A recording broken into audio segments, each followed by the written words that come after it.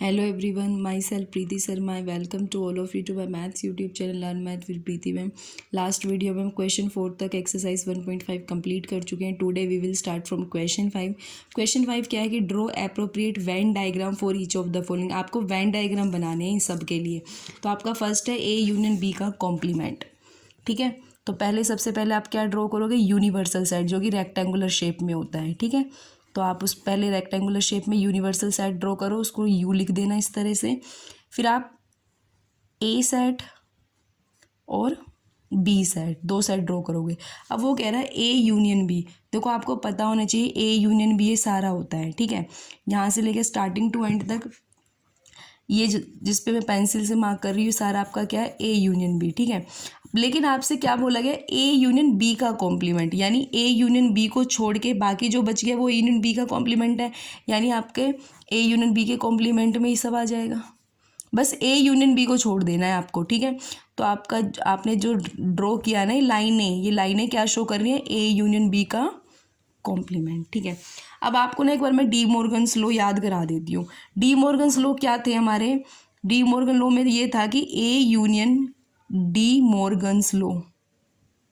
वैसे मैंने स्टार्टिंग में कराया था जब इसकी इंट्रोडक्शन दी थी कॉम्प्लीमेंट की, लेकिन फिर भी एक बार रिकॉल करा देती हूँ. ए यूनियन बी का complement according to De Morgan's law होता है A complement intersection B complement, और ए इंटरसेक्शन बी का कॉम्प्लीमेंट वो होता है A complement union B complement. अब देखो ए यूनियन बी का कॉम्प्लीमेंट हमने फाइंड कर दिया वेन डायग्राम के थ्रू, और वो इक्वल होता है A complement intersection B complement. यानी A complement intersection B complement का भी वही वेन डायग्राम ड्रॉ होगा जो आपका ए यूनियन बी के होल कॉम्प्लीमेंट का ड्रॉ हुआ है.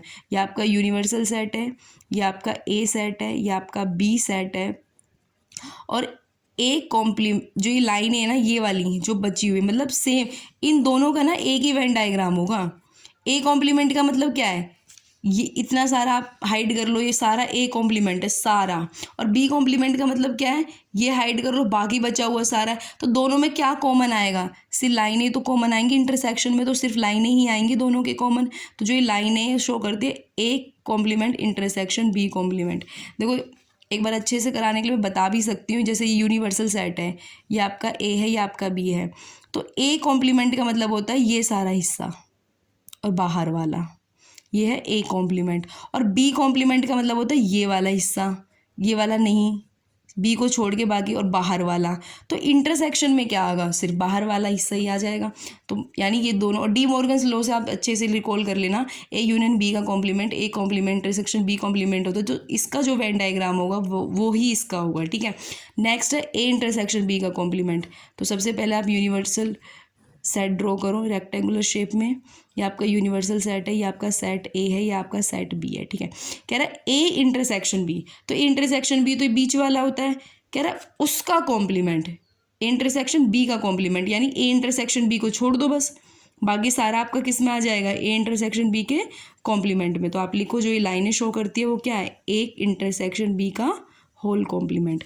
अब according to De Morgan's law A complement union B complement इसी के इक्वल है, तो इसका वेन डायग्राम भी मतलब एग्जैक्टली सेम ड्रॉ हो जाएगा. ये ए है, ये बी है, इंटरसेक्शन को छोड़ देना है, बाकी जो बच गया वो सारा क्या है आपका, लाइनें क्या शो कर रही है यहाँ पे भी, A complement union B complement. ठीक है, ये वाली बाहर वाला हिस्सा ए यूनियन, बस ये वाला पार्ट छोड़ना है कॉमन वाला, ये भी इंक्लूड है, ये भी इंक्लूड है, सिर्फ ये इंटरसेक्शन वाला पार्ट छोड़ना है, बाकी सारी A complement union B complement में आ जाएगा. ठीक है, now come to the question 6. Question 6 में क्या है, let U be the set of all triangle in a plane if A is the set of all triangle with at least one angle different from 60 degree, what is A complement.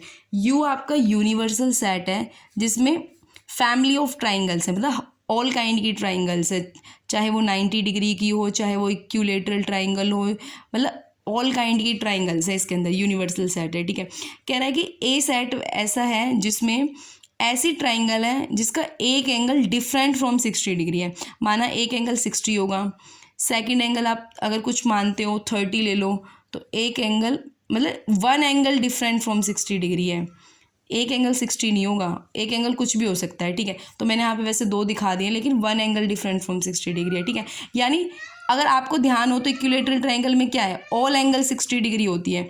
तो ए जो set है वो आपका equilateral triangle का set तो नहीं है, क्योंकि one angle different from 60 degree है। तो ए कॉम्प्लीमेंट क्या आ जाएगा, set of all equilateral triangle,